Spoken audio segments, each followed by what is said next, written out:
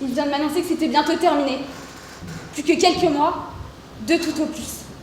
Ça allait bientôt faire 3 ans, vous vous rendez compte? Ça fait un sacré coup. Je savais dès le début que ça se terminerait un jour, mais là, j'arrive pas à me faire à l'idée. C'est vrai quoi.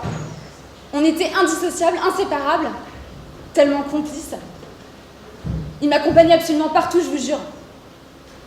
Parfois, je me définissais même par lui, c'est dire.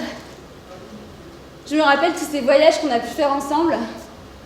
L'Argentine, où on est allé admirer les glaciers. Le Maroc, où on a surfé ensemble sur la même planche ne faisant qu'un. Je me rappelle de ce burrito avalé au Mexique aussi. Il avait failli signer ton arrêt de mort.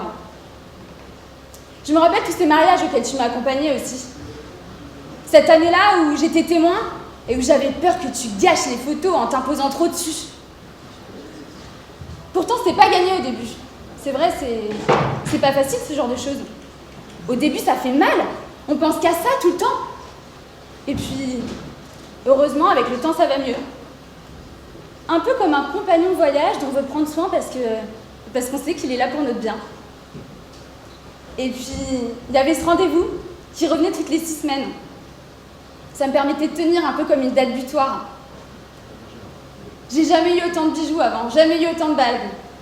Si vous en avez porté vous aussi, vous savez à quel point ça fait mal au début. Les premiers jours, c'est horrible. On a envie de manger que de la glace, que des choses molles. Oh, c'est si triste. Non, je vous jure, hein, je me suis posé de vraies questions existentielles à cause de ce bout de ferraille.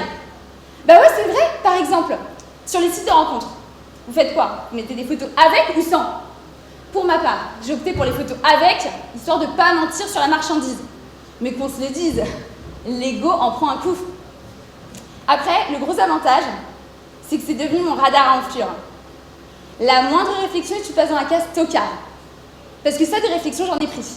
Ah ouais, j'ai pris de sacrées réflexions. Du genre, mais du coup, c'est bientôt terminé parce que quand même, ça atténue un peu ton joli sourire.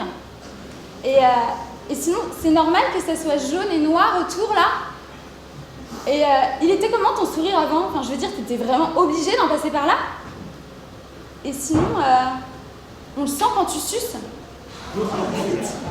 Non, je vous jure, je sors d'une période vraiment très, très compliquée. Je vous épargne toutes les fois où j'ai sonné au portique des aéroports, toutes les fois où quand on sort du rendez-vous de l'orthodontiste, enfin surtout au début, on a tellement mal, ça déchire les joues, les lèvres, on se dit qu'est-ce que je vais manger ce soir, on se dirige dans un indien, on se dit ah c'est pas mal, c'est mou, il y a du dalle lentilles et tout. Erreur de débutant, on avait oublié que tous les plats sont au curry et qu'on ressort de là avec les élastiques jaunes fluo et qu'il faudra attendre 1 mois pour qu'on nous les change. Grosse erreur. Non, je vous éteins toutes les fois où on m'a demandé ma carte d'identité à l'entrée d'une boîte, la fois où en bâillant un élastique a éclaté dans le train pour atterrir sur le genou du voisin, très gênant.